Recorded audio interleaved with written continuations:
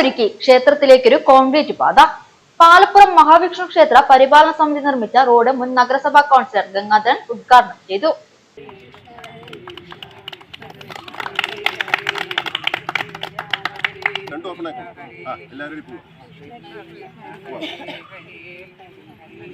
ഇപ്പോഴാണ് ഈ അമ്പലമായി മാറുകയും അതിന് ഈ പുനർദ്ധാരണ സംഘാടക സമിതിക്ക് എൻ്റെ പ്രത്യേക അഭിനന്ദനം രേഖപ്പെടുത്തി.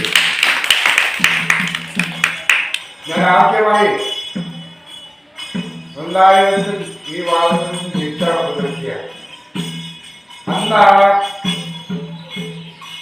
ഈ ഹൈവേ റോഡും നമ്മുടെ അമ്പലം റോഡും കോൺക്രീറ്റ് ചെയ്ത് വളരെ വൃത്തിയാക്കി 20 വർഷക്കാലം ആയി നമ്മൾ കോൺക്രീറ്റ് ചെയ്തിട്ട് ഇന്നും ആ റോഡിന് വളരെ നല്ല റോഡായി മാറിയിരിക്കുകയാണ്. അതുപോലെ പൈപ്പിലേക്ക് ഞാൻ ഇരിക്കുമ്പോൾ ചെയ്ത വാക്കുകളാണ്. ബാക്കി ഭാഗം എൻ്റെ സഹോദരിയായ കൗൺസിലർ കൂടിയായ ശ്രീ അനിത ബാക്കി ഈ ഭാഗത്തുള്ള എല്ലാ വികസനങ്ങളും ചെയ്തു എന്നാണ് ഞാൻ വിശ്വസിക്കുന്നത്.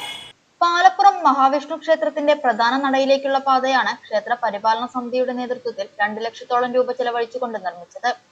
നഗരസഭാ പദ്ധതി വഴി റോഡ് നിർമ്മിക്കാൻ ശ്രമിച്ച വാർഡ് കൗൺസിലർ അനിത സാങ്കേതിക കാരണങ്ങളാൽ നിർമ്മാണം വൈകിയതോടെ പ്രദേശത്തെ ഭക്തരുടെ സഹകരണത്തോടെ പാത നിർമ്മിക്കുവാൻ മുന്നോട്ടിറങ്ങുകയായിരുന്നു.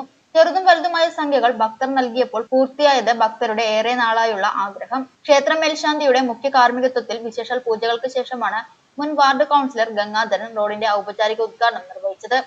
വാർഡിലെ ജനങ്ങൾക്ക് നൽകിയ വാഗ്ദാനങ്ങളിൽ ഒന്നുകൂടി പൂർത്തിയാക്കാൻ കഴിഞ്ഞതിൽ അതിയായ സന്തോഷമുണ്ടെന്ന് നഗരസഭാ കൗൺസിലർ അനിത പറഞ്ഞു.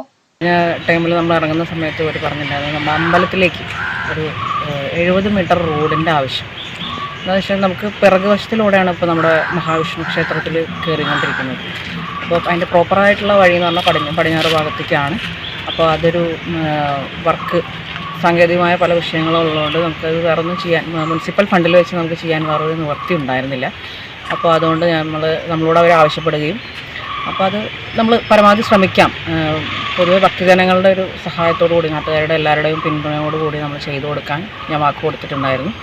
അത് നല്ല രീതിയിൽ ഇപ്പോൾ ചെറുതും വലുതുമായ തുകകൾ ഓരോരുത്തർ ഒരുപാട് നല്ല മനസ്സുകൾ നമുക്ക് തന്ന് സഹായിച്ച് നല്ല രീതിയിൽ ഇതുവരെ എത്തിച്ച് അവരുടെ കയ്യിൽ ഏൽപ്പിക്കാൻ എനിക്ക് സാധിച്ചിട്ടുണ്ട്.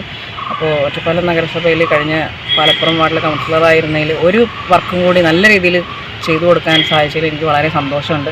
ക്ഷേത്ര പരിപാലന സമിതി ഭാരവാഹികളായ രമേശ്, പരമേശ്വരൻ നമ്പൂതിരി, പ്രഭാകരൻ മാസ്റ്റർ, രാമചന്ദ്രൻ, ഹരിദാസൻ മാസ്റ്റർ തുടങ്ങിയവർ പങ്കെടുത്ത് സംസാരിച്ചു.